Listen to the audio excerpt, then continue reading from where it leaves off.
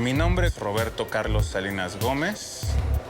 Mi nombre artístico es Two Face, así me conoce toda la gente. Mi profesión es ingeniero en audio, productor musical. Actualmente estoy trabajando en un call center, en uno de tantos que existen aquí en la Ciudad de México.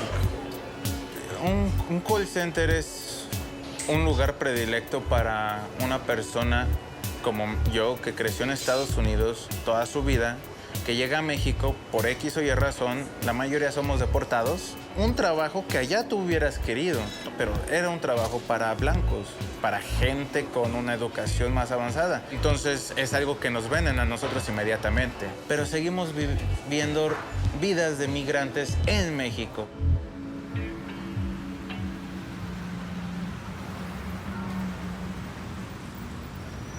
Mi nombre es Adolfo Rolando, tengo 29 años, estudié la carrera de Mercadotecnia y Publicidad. Actualmente trabajo para la empresa de radio móvil, que es Telcel. Anteriormente estaba yo trabajando en el sector financiero y pues realmente ahí en el banco pues me absorbía mucho tiempo, dado que pues bueno, mi hora de entrada eran 8 de la mañana y pues vendría saliendo a las 8 de la noche, casi prácticamente más de 12 horas. Entonces, sí me absorbía mucho tiempo, no tenía ese espacio, ¿no? Como para convivir con mi familia, con mis amigos, con mi novia. Entonces fue algo frustrante, ¿no?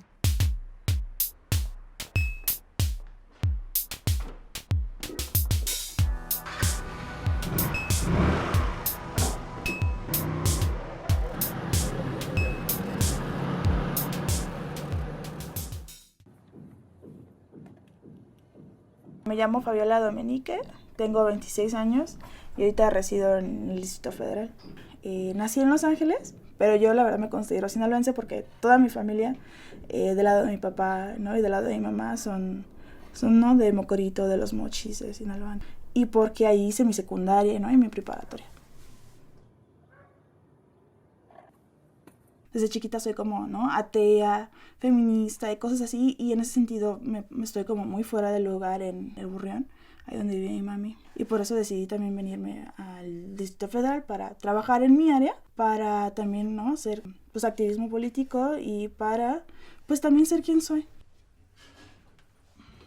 Toda mi vida quise como que generar una especie de cambio, ¿no? A nivel microsocial que tal vez eventualmente y con mucha suerte se refleje a nivel macrosocial.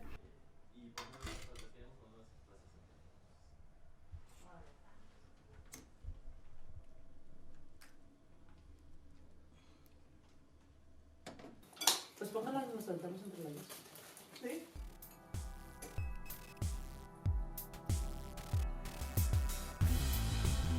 Bueno, cuando recién llegué, estaba en el Café de la Selva, que aquí en Coyoacán. Fue mi primer empleo en el de mesera. Y después de 2 semanas, me corrieron. Yo ese verano había tenido como que hinchados los tobillos, no se me habían falseado ambos tobillos. Entonces me ponían a trabajar doble jornada y ya para el final de la jornada yo ya tenía como que mis tobillos hinchados, entonces al día siguiente yo no podía caminar y por eso, ¿no? Como que ya al final de los 15 días pues sí de que pues no, pues faltaste 2 veces y ya vas, ¿no?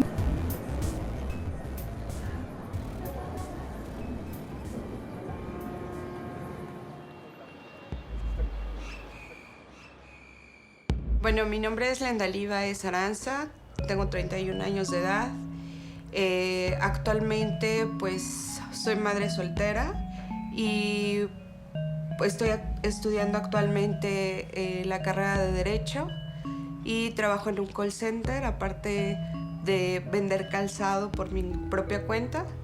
Mi vida cotidiana es muy pesada, duermo muy poco, aproximadamente duermo de 3 a 4 horas.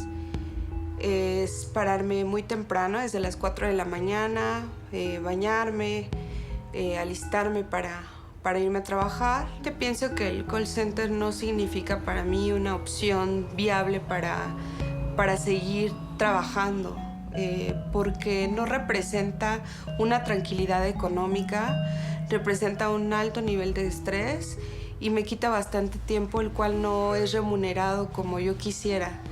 Al incorporarme a las filas de Telcel, pues obviamente me incorporé con esa visión, ¿no? De querer, porque es una empresa que pues dices, bueno, es líder, bla, bla, bla, hay crecimiento, ¿no? Pues realmente llevo 2 años y medio y créeme que pues no he podido, o no se ha dado, ¿no? ese crecimiento.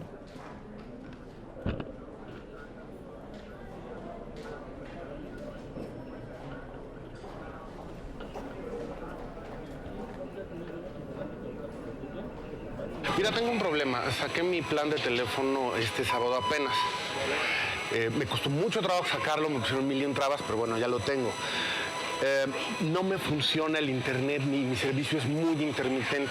Ya el otro día, me comentaron que lo trajera aquí a una revisión, lo revisaron, el equipo está bien, pero creo que en mi casa no es territorio Telcel, no sé qué onda.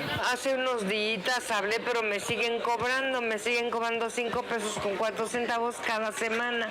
Tengo que trabajar y necesito que me digas ya qué chingados voy a hacer con mi problema.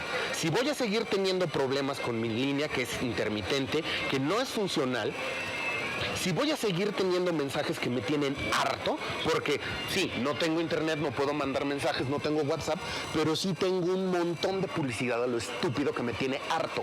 Para cobrarle a uno, la verdad están muy buenos para cobrar y para quitarle a uno el servicio si no es día de corte. Le quitan a uno el servicio inmediatamente o hay que estar poniendo dinero extra. Si no me ofreces ninguna solución y todo lo que me estás diciendo es que van a checar si hay factores ambientales o una antena chueca o algo por el estilo, pues no me está solucionando gran cosa, ¿no? Voy a checar yo mismo, voy a confirmar qué onda y yo creo que mañana regreso a cancelar.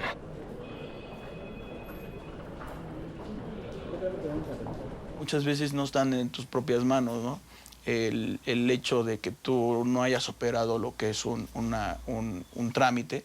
Tus mismos jefes te ponen esa responsabilidad de que, tú no pudiste arreglar el problema, entonces sí fue tu culpa, ¿no? No les puedes hablar como con un tono que no sea muy, muy, muy amable, porque ya inclusive como que piden hablar con tu supervisor, ¿no? O alguien más. En esencia es gente con una gran capacidad física desde el punto de vista de sostener ritmos de trabajo, rutinas de trabajo largas y estresantes, y una gran capacidad también mental en el sentido de poder generar interrelaciones con los clientes. Y contrariamente a lo que muchos opinan, que los jóvenes trabajan poco, yo diría que hay muestras claras que los jóvenes trabajan de más. Digamos, esa fuerza que tienen por la propia edad, por la propia condición, son mayormente explotados en cuestión de horas de trabajo. El momento más difícil para poder ingresar a ese trabajo pues fue cuando fui a buscar la propuesta de empleo. Era un corporativo muy grande donde decía outsourcing. Todas las preguntas eran vertidas con respecto a si conocíamos una persona que se drogara, si nosotros nos hemos drogado o no. Al terminar esa entrevista o esa serie de preguntas, nos pasan al certificado médico para que nos dieran el certificado médico, y en ese mismo momento nos sacaron sangre y nos pidieron orinar. Orinamos sin cerrar la puerta del retrete y para que ellos pudieran constatar que era nuestra orina. Me sentí un poco intimidada por la cuestión de los análisis y de la orina, y pues intranquila porque no me iban a decir para qué fue ese análisis. Pocas personas hacen preguntas. ¿Por qué? Porque has pasado un proceso tan largo para llegar a la firma del contrato. Te han traído vuelta y vuelta y vuelta, que los papeles, que hoy no vino el de reclutamiento, que faltó el de RH, que etcétera, etcétera. Entonces ya nadie quiere hacer preguntas, ya vas a firmar contrato, ya tienes un trabajo. Contrato colectivo, pues ni siquiera me lo mencionaron. Al pasar todo lo que es esa etapa de capacitación, me dieron lo que es un contrato indefinido, pero solamente fue un contrato entre la empresa y el personal. En cuanto a lo que es un contrato colectivo, realmente, pues, créeme que a toda la gente que ingresa a Telcel, pues, no lo tenemos, o no, mucha gente no sabemos, ¿no?, de que exista un contrato colectivo. Pero, para empezar, ¿qué es un contrato? El contrato es la base de cualquier sociedad democrática. Norma las relaciones entre los miembros de la sociedad para que se respeten los acuerdos y no impere la ley del más fuerte.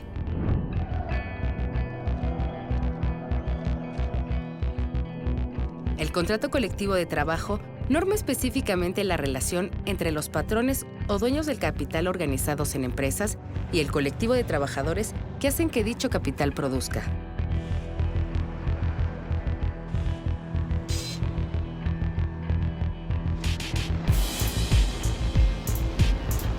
Pero el trabajador como individuo no tiene la fuerza necesaria para defenderse y poder negociar con el capital.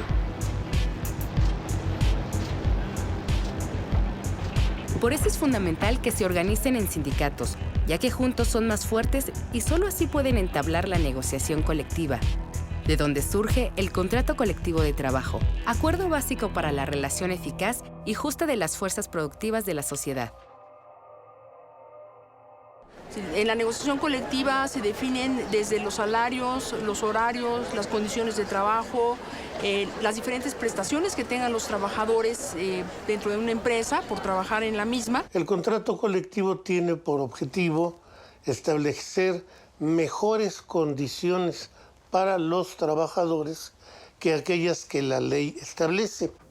La contratación colectiva solamente puede lograrse a través de sindicatos y que tiene por característica el ejercicio de la bilateralidad de este sindicato con los empleadores con los que se pacta la contratación colectiva. El sindicalismo corporativo no es otra cosa que el mecanismo del Estado para controlar a los trabajadores en sus acciones defensivas y de organización a través de sindicatos controlados directamente por el Estado, los llamados charros sindicales.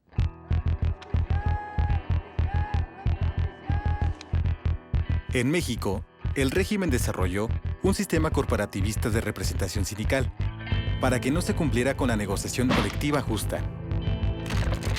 El Partido Único en el Poder, el PRI, creó la división de los sectores sociales vinculándolos de manera muy estrecha a través de sus organizaciones y de sus dirigentes, a la estructura del propio partido, ofreciéndoles puestos en todos los niveles de gobierno, así como escaños en el Senado y la Cámara de Diputados. Si las dirigencias y las bases respondían sin críticas a los dictados del gobierno, se les otorgaban beneficios y dádivas. Pero a quienes no se alineaban o trataban de ejercer prácticas más democráticas, se les reprimía de manera brutal.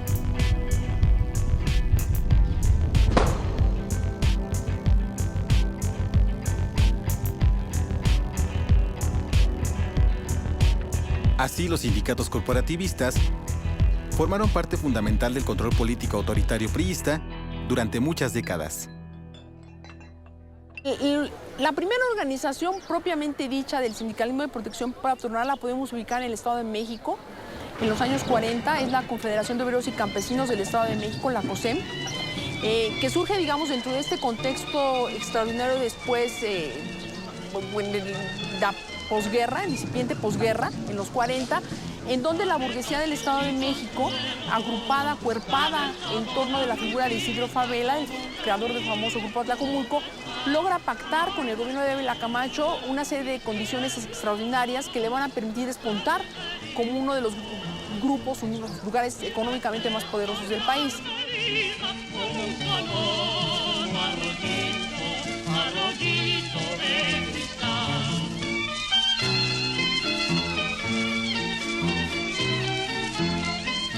Entonces, aparejado a esto, ellos tienen un modelo muy claro de sindicalismo que necesitan. Un sindicalismo que nada tenga que ver ni con la combatividad de algunas organizaciones que todavía militaban en el mundo sindical mexicano en esos años, y tampoco, esto es interesante, que los patrones tengan que cargar con los costos del charrismo sindical, ¿sí? Es decir, hay una confrontación muy clara con la CTM, con ese tipo de organizaciones que, bueno, están predominando en el plano nacional, pero que al final de cuentas son organizaciones que representan un costo para los patrones. Y hay que dar prestaciones, hay que dar aumentos de salarios, hay negociación colectiva real, charra, pero real al final de cuentas, y entonces la burguesía del Estado de México lo que necesita es un sindicalismo amor, y así es como surge el sindicalismo de producción patronal.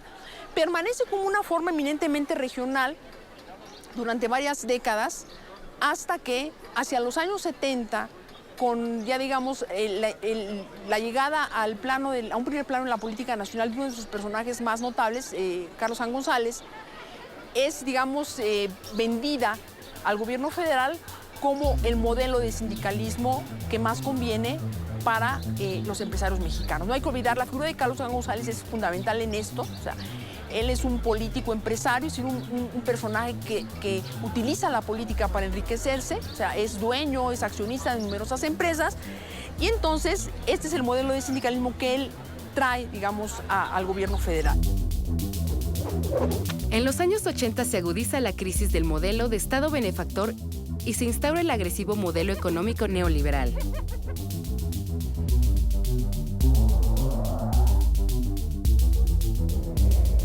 Este modelo desmontó las empresas públicas y desde entonces ha eliminado muchos de los derechos sociales que brindaba el Estado, dejando en manos privadas, sobre todo en corporaciones multinacionales, la mayoría de la producción de bienes y servicios del país.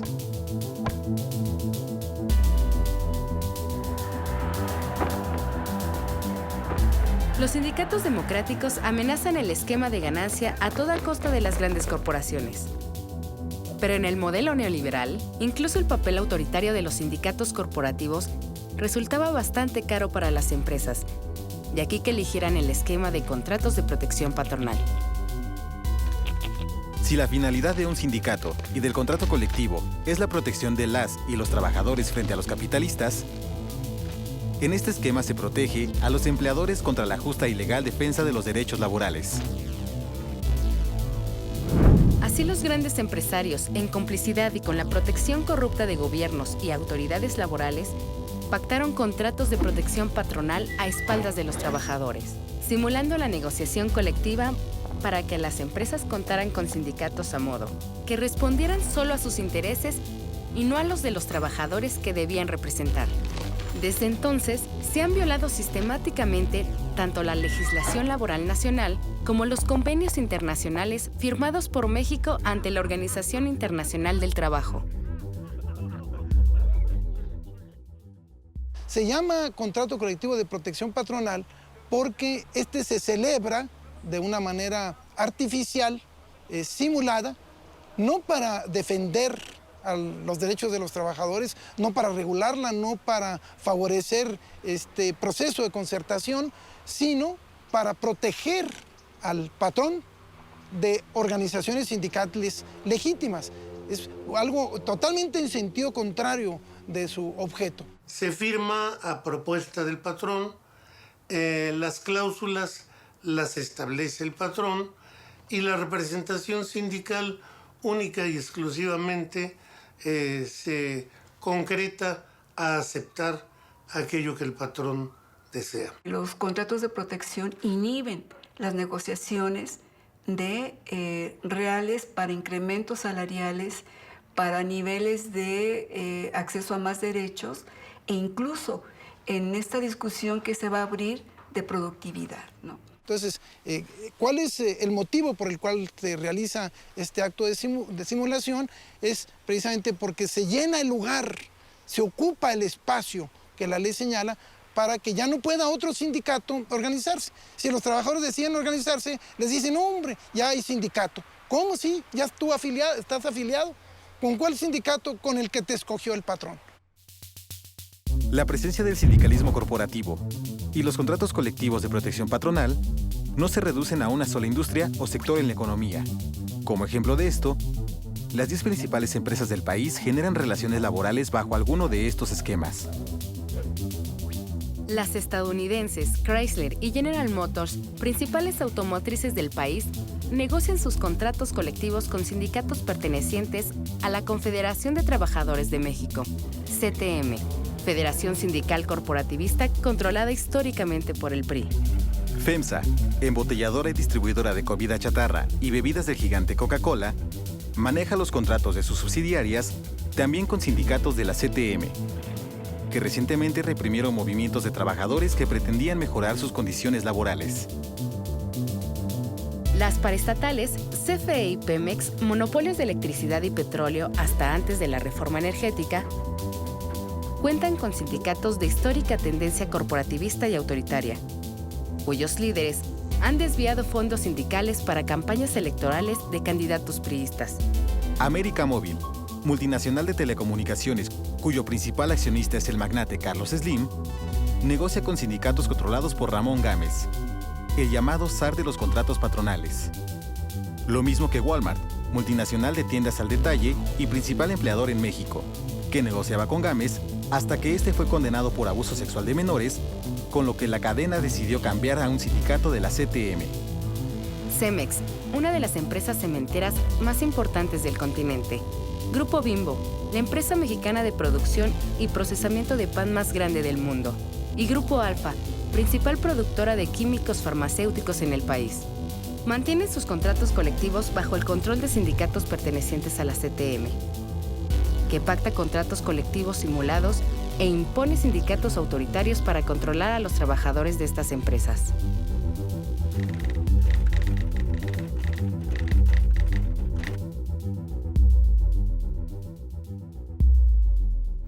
La parte medular de la reforma, que ha recibido el consentimiento bicameral, constituye y fortalece el marco jurídico laboral para fomentar la productividad, incrementar la competitividad, incentivar la generación de empleos y potenciar el crecimiento económico.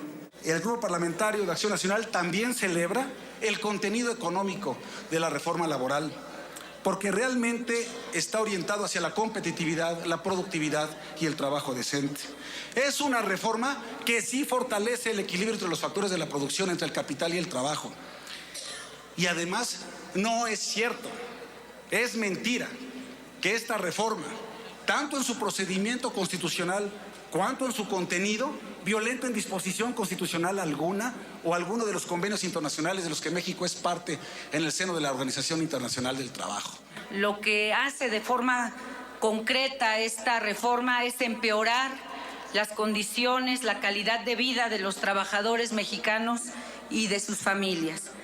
Esta es una reforma que plantea ser competitivas a las empresas mexicanas, pero a partir de abaratar la mano de obra y de cancelarles derechos a los trabajadores.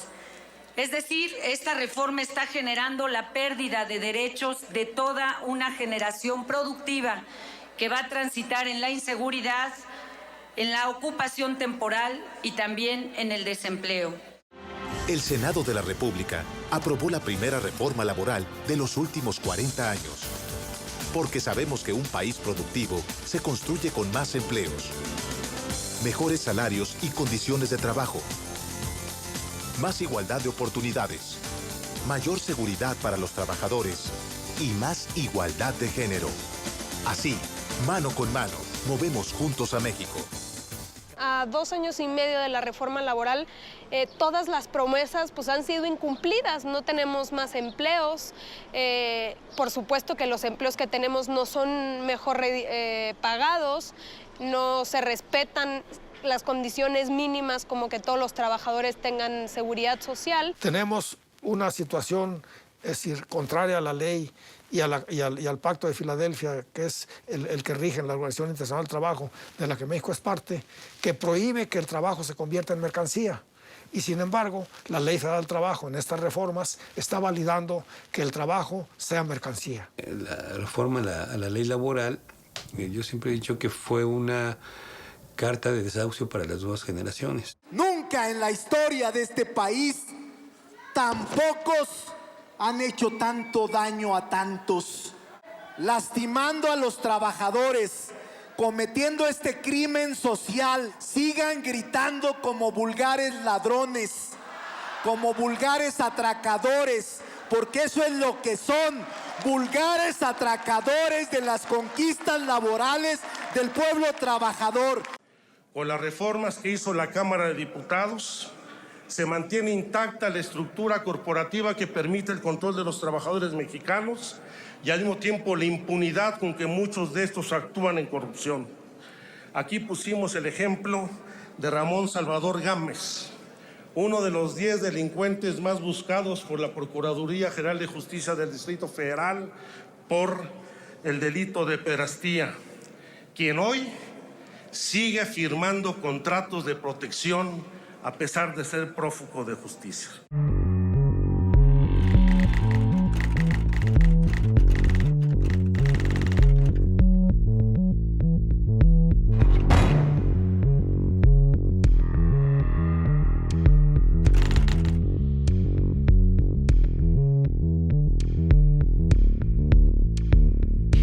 Sí me queda claro que Ramón Gámez vende y compra contratos como cualquier mercancía en el mercado. Ahora bien, hay que tener en cuenta que Ramón Gámez ya no está en el país. Ramón Gámez vive en Brasil, y vive en Brasil porque aquí tiene una acusación por abuso de una menor de edad. Pero su despacho, su empresa, sigue bollante. La manera en cómo Gámez y su Confederación Coordinadora de Sindicatos comienzan a crecer en forma espectacular, comienzan a hacerse de contratos colectivos y a representar a cada vez más, representar, digo, entre comillas, más trabajadores, nos habla muy claramente de esto. O sea, en México no es posible un crecimiento de la organización sindical o de la afiliación sindical en manera tan espectacular si no es con la complicidad y con el apoyo del gobierno.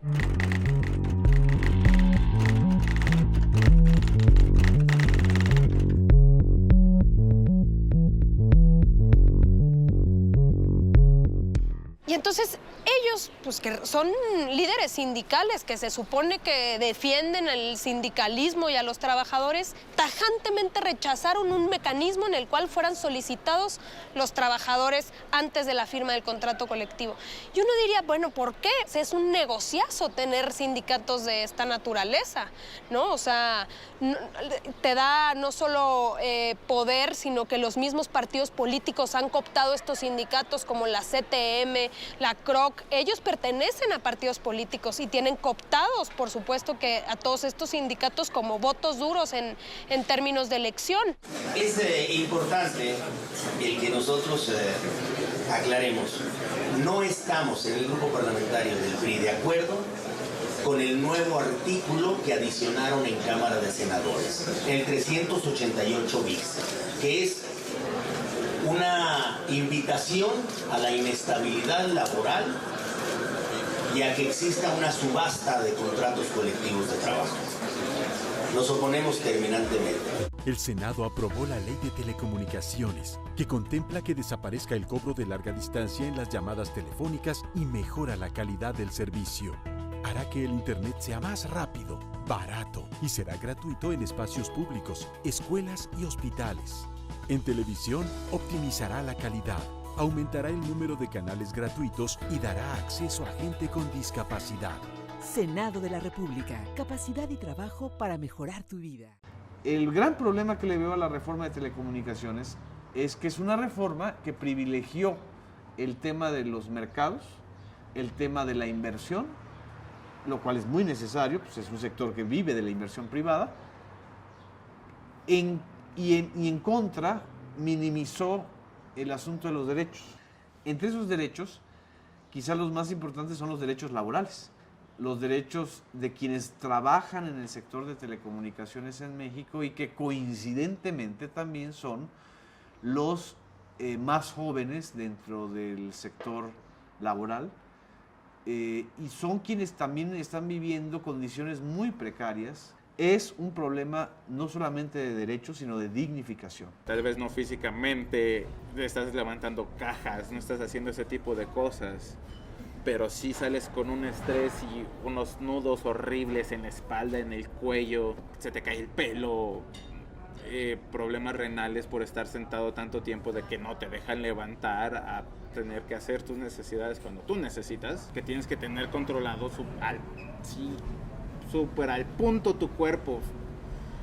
Y cuando tienes chorro, prefieren darte una pastillita para taparte que dejarte ir al baño. Generalmente no vamos al baño, tratamos de evitar tomar líquidos porque es muy poco el tiempo que tenemos para marcar y es muy importante. Yo entré completamente sano, o sea, ahorita pues todo lo que es, conforme ha pasado el tiempo, pues se me han generado enfermedades como gastritis, colitis y todo eso, ¿no? Lo que te genera lo que es el estrés. Te venden la idea de que puedes expandir tus horizontes en tu carrera, en tu profesión, trabajando en un call center. ¿Por qué? Porque saben que la mayoría de los que entramos ahí lo estamos haciendo por un tiempo limitado, o lo queremos hacer por un tiempo limitado, únicamente para salir de alguna bronca, únicamente para salir de algún apretón, ¿no? O para juntar el dinero para poder emprender ese negocio. Hay muchos productores de audio, hay muchos ingenieros, hay muchos diseñadores gráficos, hay muchos DJs, gente talentosa. Hay formas de que puedas explotar tus talentos, tus carreras alternas. En un call center, no los hay. Volteas y te das cuenta que ya llevas 3 años en el call center y el interés cambió. Se convierte en un hobby, lo que debería de haber sido la razón del por qué estabas ahí adentro. Como trabajador realmente, pues digo, te desanimas. Llegas con una buena visión de la empresa como tal, pero ya al estar ahí, o sea, te das cuenta que pues no puedes ni voltear a la derecha ni a la izquierda, porque realmente estás estancado, te estancas. Y es complicado, ¿no? Porque realmente pues va pasando el tiempo y pues tú quieres tener ese crecimiento, ¿no? Tanto laboral y profesional, y no lo logras. Proyecto, ¿no? Mis planes a futuro. Hay gente que tiene más de 5 o 6 años con la misma categoría. Entonces, pues realmente me visualizo, ¿no? El estar todavía así como que, pues bueno, ¿qué va a pasar, no?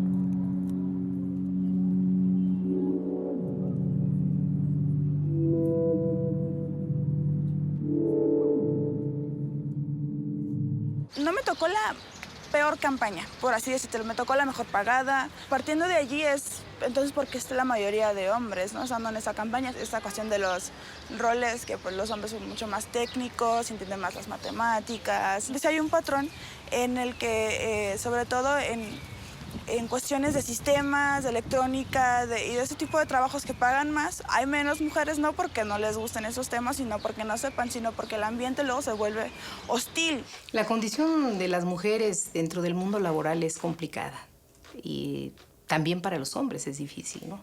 Sin embargo, hay impactos mucho mayores para las mujeres en función de una serie de situaciones que prevalecen dentro de lo que son los patrones culturales, dentro de lo que representa la forma en que se ha definido el esquema laboral desde un punto de vista y desde una óptica masculina, ¿no?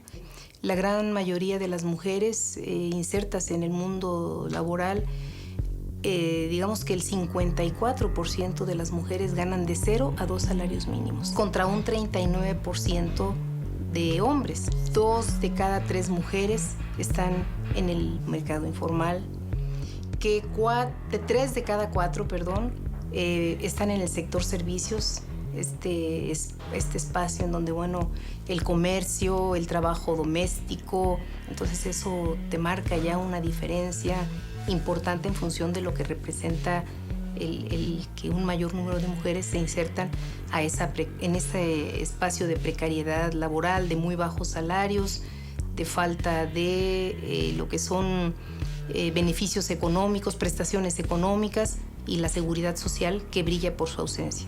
Al no haber seguridad social, simplemente no hay acceso a la salud, no hay acceso a la vivienda, no hay posibilidad un día de pensiones o de jubilaciones.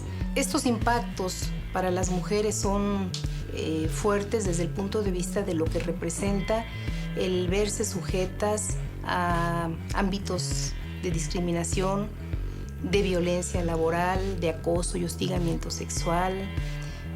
Tienen que supeditarse a lo que representa un salario más bajo.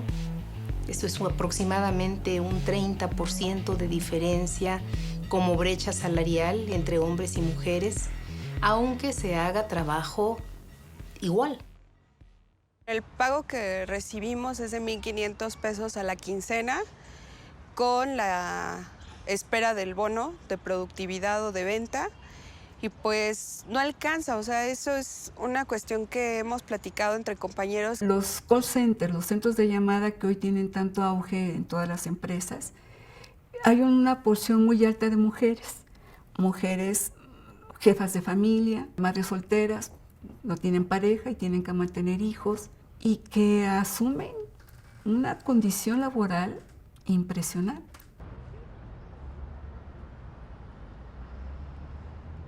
Desde que me separé, vine a vivir a casa de mis papás, quienes han sido para mí una red de apoyo, en el sentido de que tengo la confianza de que mi hija puede estar con ellos. Ellos la llevan a la escuela, bueno, a la guardería, la recogen y están con ella pues el resto del tiempo que yo no puedo estar.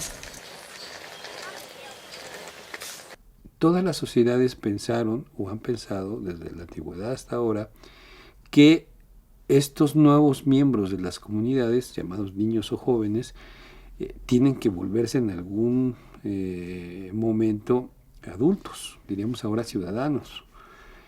Pero cuando los caminos se cierran, esta transición, esta emancipación que se llama, no se logra plenamente. La familia se ha vuelto como un colchón de todo lo que falla en las otras instituciones, la escuela, el empleo, la política, etc.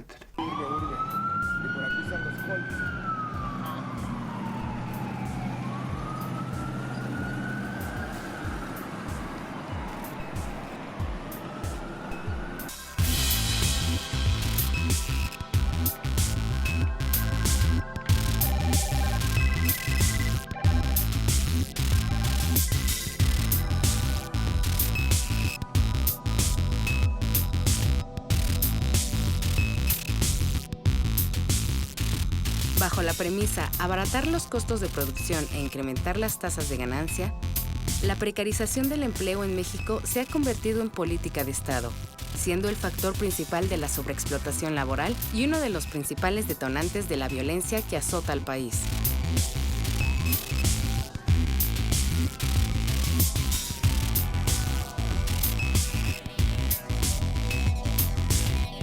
La mayoría de las y los trabajadores viven en total vulnerabilidad, sujetos al trabajo temporal, los bajos salarios, la discriminación, las condiciones laborales indignas e inseguras, la ausencia de jornadas precisas, seguridad social y otras prestaciones, y la individualización completa de las relaciones de trabajo. Debido a los altos índices de desempleo y al deterioro generalizado de las condiciones de trabajo, las y los trabajadores se ven en la necesidad de vivir condiciones laborales que en otros contextos serían inaceptables. De no asumirlas, los empleadores amenazan con despedirles y en la mayoría de los casos, estos despidos ocurren sin justificación alguna y además sin indemnización reglamentaria.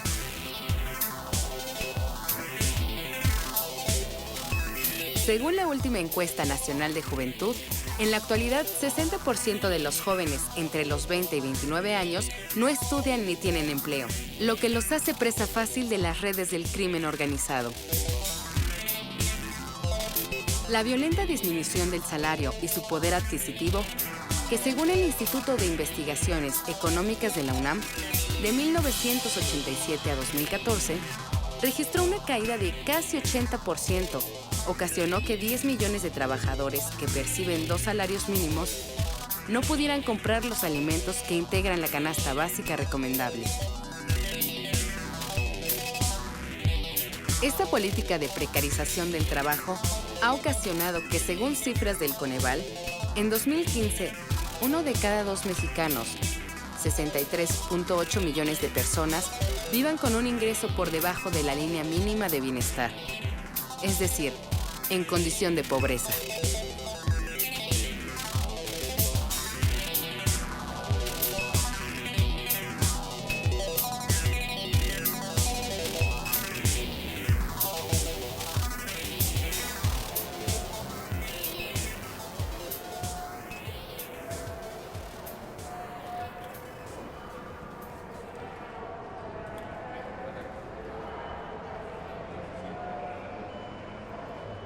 A pesar de todo lo que trabajo, no he podido ahorrar, ¿no? Entonces cualquier contratiempo, cualquier enfermedad, cualquier gasto necesario imprevisto, cualquier cosa así, me vuelve a poner otra vez en llamas y vuelvo a estar otra vez en ceros, ¿no? Y es de cuenta que tengo que estar empezando de cero una y otra vez. Entonces, ¿cómo esperas que alguien en ese contexto, no sé, se ponga a hacer un sindicato, se ponga a organizarse, se ponga a platicar con sus compas, ¿no? Colectivamente? Pues mira lo que nos está pasando, es similar. ¿Cómo esperas esa conciencia política, ese desarrollo de esa deconstrucción de la persona, no sé, involucrarse, ¿no? en la política? ¿Cómo lo esperas cuando siempre los tienes preocupados por qué van a comer?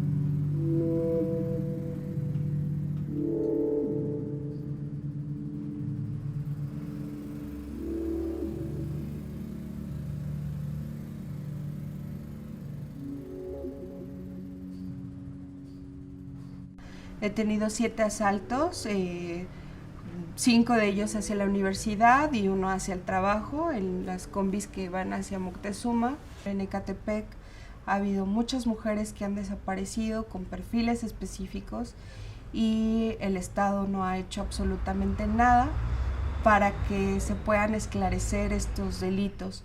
Y esto es preocupante porque pues yo tengo una hija y puede llegar a ser parte de estos perfiles de mujeres que han desaparecido.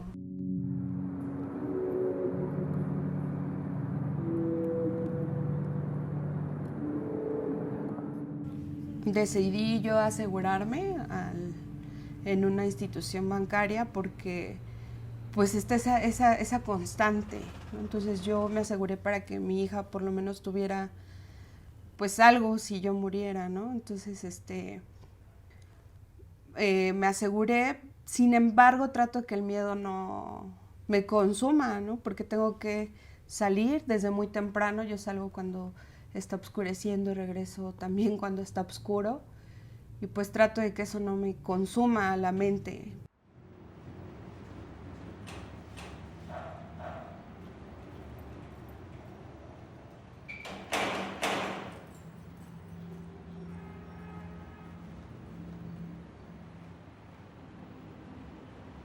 Tengo que llegar a atender a la niña, yo la baño, yo veo o cubro todas las cuestiones referentes a la escuela, lavar su ropa, atenderla, darle de cenar. ¿Dónde está Nati? No sé, no la hemos visto. ¡Ya te encontré! Ay, chiquita, ¿cómo te fue en la escuela, mi amor? ¿Bien? Bien. ¿Qué hiciste? Hice una mariposita que está en la cocina haciendo chocolate para la madrina. Potín, pota, cara de palo, ojo de...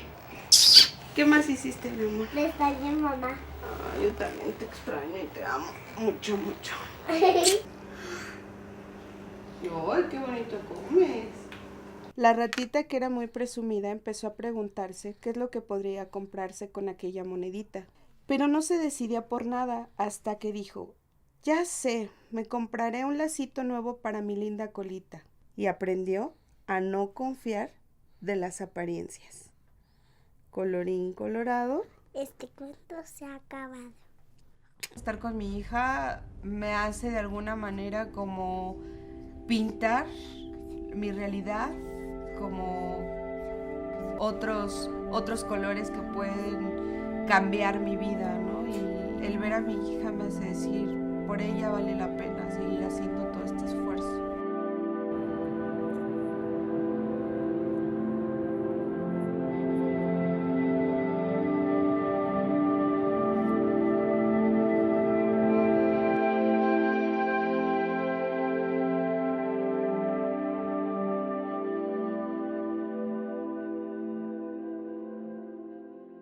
Empecé en el rap para dar un mensaje. Soy una persona a la cual se le acerca mucha gente para consejos o para desahogarse. Entonces, digamos que no nada más utilizo los temas de mi propia experiencia, sino de la experiencia de los demás. Hola Gaber, es el genio verde. Si fueras bebé, esto sería tu Gerber. Tirando carrilla, cargando la pila, tengo huevos de King Kong. Escupo como bochina, mi gorra, mi jersey, mi pantalón aguado. Verde, negro y blanco, amo lo dejado. Lo siento papá, pude ser abogado, un diplomático, un matemático. Incluso un diplomático, solo que elegiste al rapero y eso no deja dinero. Lágrimas partidas y sonrisas corrompidas, recuerdos de días, de eventos y melancolías. ¿Dónde están mis sueños? ¿Dónde están mis sueños? ¿Dónde están mis sueños? Aquí, la verdad, el tiempo. Mira, la última chamba que tuve y que duré bastante haciéndolo fue vendiendo publicidad impresa. He tenido otros negocios, he tenido un ciber, he sido fotógrafa en kinders, eso también deja bastante, pagan muy bien los papás por ver a sus hijos ahí. Bueno, en algún tiempo que sí he tenido que tomar una chamba formal, he trabajado en Estafeta y en Casas Geo, en recepción. Entonces ahí sí, por ejemplo, en Casas Geo sí había como una onda media culera con los gerentes, con algunos vendedores, ¿no? Tú estás en recepción y pues tienes que estar ahí a merced de todo el mundo. Entonces sí, de repente habían como ciertas acciones de ellos hacia mí como intimidantes, ¿no? Esa parte sí, como mujer, yo creo que sí es muy cabrón. Igual, ¿no? Como cuando vas a pedir el empleo es que no estés embarazada, ¿no?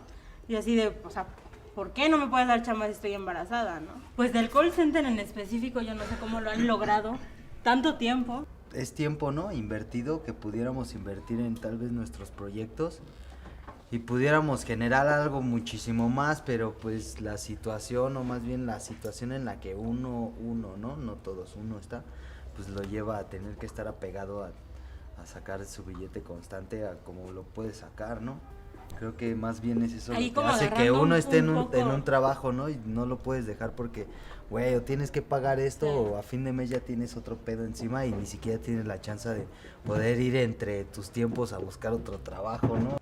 Digamos, hice un disco, sí, al principio cuando entré al call center, pero, güey, te matan la pinche creatividad a los 2 meses. Te provocan tantos sentimientos esos trabajos que, en serio, o sea, una de dos cosas. O es un tapón, es un corcho en tu cabeza que no puedes pensar, no puedes escribir, no puedes pintar, no puedes hacer nada.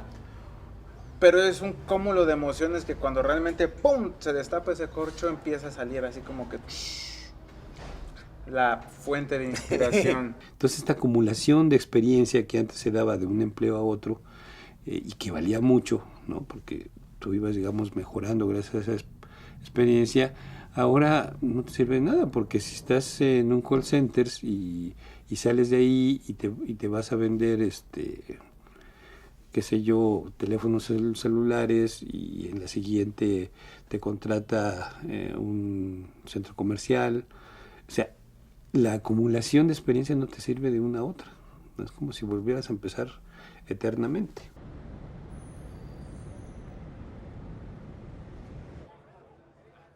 Es sumamente difícil poder estudiar y trabajar. Es un acto maratónico y más aún con una hija. Veo a mis compañeros que no tienen hijos y que no trabajan y veo el esfuerzo que hacen. Cuando me veo a mí misma y digo, veo mis logros, pues me siento muy bien. Al mismo tiempo le están pagando su aguinaldo. Más bien me siento cuando voy cursando asignaturas que me hacen ver las injusticias en mi espacio laboral. El tema delicado en este momento es de que hay una impunidad general en el país, en donde no hay una protección que se pueda dar. Dijéramos, no hay lo que se llamarían como agencias del Ministerio Público Laboral, ¿no? Que dijeran, bueno, ahorita voy a acusar a mi patrón de que me dio de baja o que me está violando mis derechos, que me está obligando a trabajar en la noche. Y entonces nos damos cuenta de que la ley laboral se convierte, es una basura. Si yo tuviera un bote de basura aquí, la verdad es que no sirve de nada porque finalmente en los hechos no se aplica. Está hecho el mundo laboral de una forma en donde lo que importa es el control político de los trabajadores para evitar que se puedan organizar. Y trae como consecuencia la baja de los salarios. Esa es la explicación real. Falta de libertad sindical, facilidad para los despidos, trae como consecuencia que tengamos los salarios más bajos. Ustedes deben de estar valorando de que si entre el derecho y la justicia hay una distancia y el derecho está convirtiéndose en una manera de afectar más a los trabajadores, elijan el camino de la justicia. Tienen ustedes que ser los mejores, las mejores abogadas en el conocimiento de la ley, de la jurisprudencia. Y entonces a veces hay rendijas en las cuales ustedes pueden encontrar escenarios de defensa para ellos.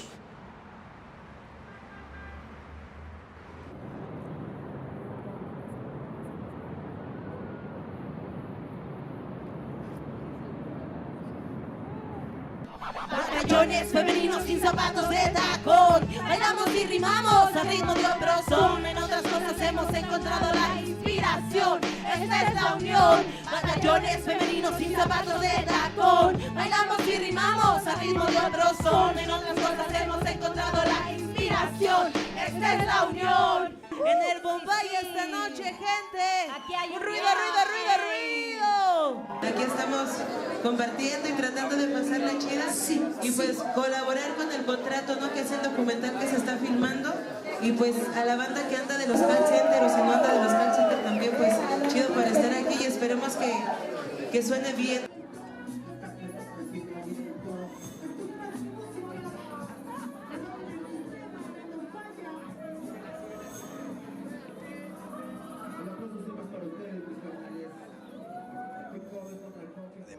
Yo entré muy deprimido, ya no quería hacer música ni nada, entonces me lavé el coco diciendo, sí, yo me voy a dedicar a los call centers y voy a ser el manager. Sí, me puse la playera y sí, eso es lo que quiero en la vida. Claro, al mes ya te das cuenta de que no es lo que quieres y que todos tus sueños, todo lo que tienes adentro, que eres tú, te lo van a quitar, ¿no? Y lo más complejo en mi caso es que doy tarjetas, ofrezco tarjetas, estoy endeudada con una tarjeta, ¿no? Entonces es doblemente frustrante porque tú estás ofreciendo algo que no es real. Siempre se me hizo muy raro quiénes sacaban las mejores métricas y quiénes no. Entonces tú decías, güey, no mames, yo nunca falto, llego temprano, estoy dando el mejor servicio y hay un güey que llega tarde, que nunca contesta el teléfono a la hora que es, ¿no? Y él está en primer lugar, o sea...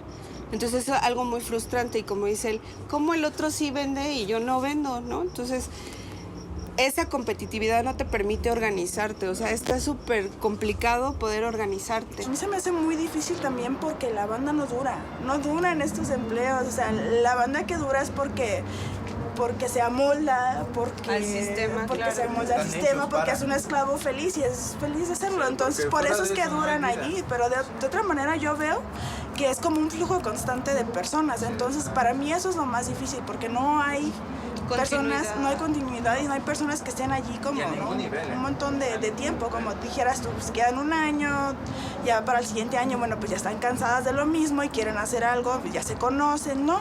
Hay posibilidad de organizarse, sí. Hay forma de que ese tipo de compañías, y no hablo de las compañías aquí en México, sino de los clientes que contratan a estas compañías, que nos hagan caso, sí. Desafortunadamente las compañías nos identifican inmediatamente y adiós. Tal vez hacerlo un poco más discreto y mejor organizado.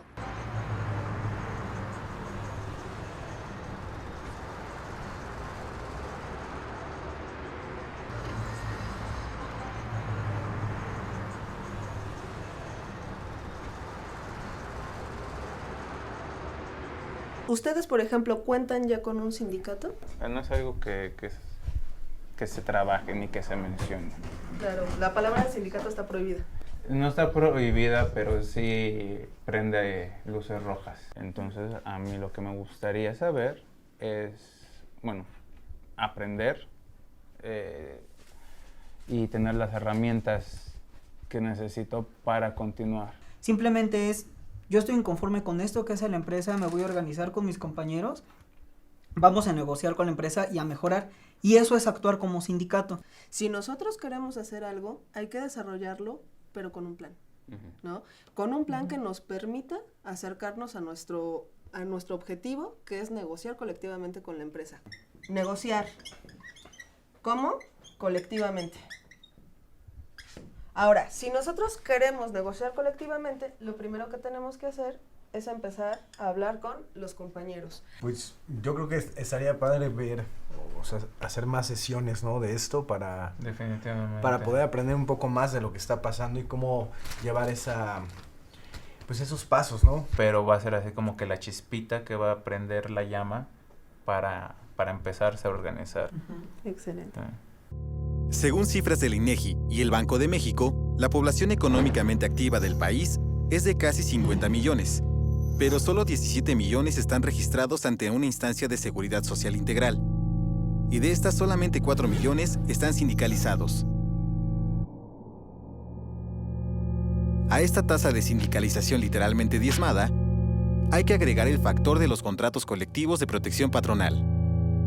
Según la obra Evaluación de la Contratación Colectiva de Alfonso Bouzas y el consenso de otros expertos, el 90% de los contratos colectivos de trabajo, depositados tanto en la Junta Federal como en las juntas locales de conciliación y arbitraje, hasta mediados de 2014, son de protección patronal, con lo que 13 millones de trabajadores no cuentan con el derecho básico de la libre asociación sindical y, por lo tanto, no pueden defender verdaderamente sus salarios y condiciones laborales.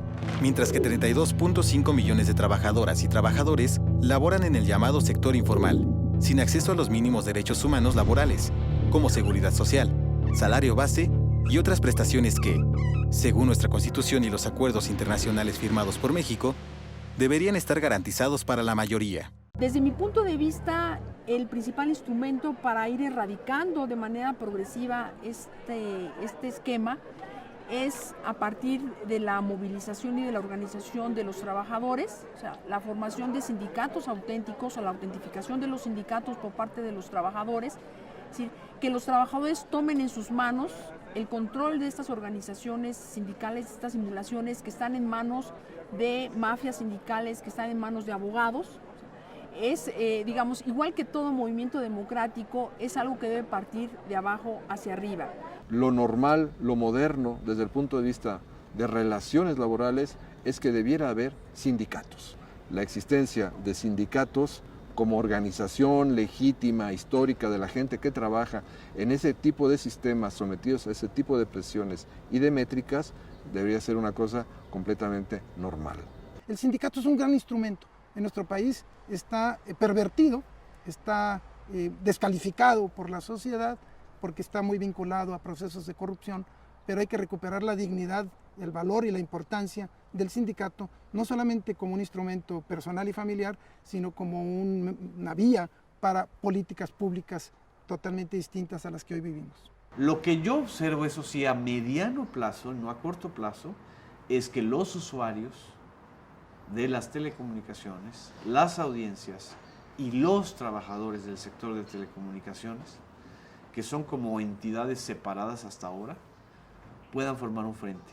En todo caso van a tener que ser los propios trabajadores del sector los que entiendan que hay que incidir en ese mundo a través de las redes sociales, de la generación de información, de aportar su punto de vista, de incidir en la propia industria y de tomar una posición consciente de actores y no solamente de agentes subordinados.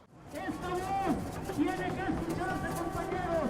La voz de todos nosotros, la voz de los trabajadores, la voz de la sociedad, que venimos a pedir justicia.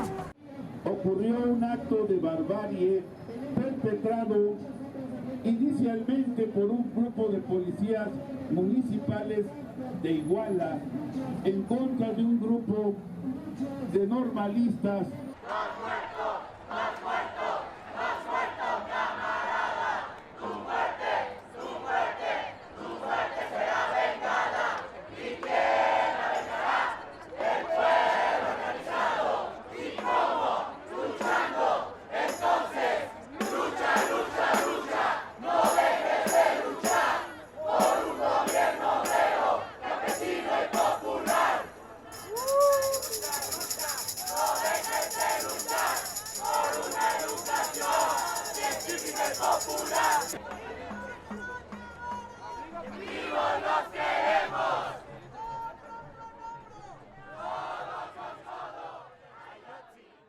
53,1,7.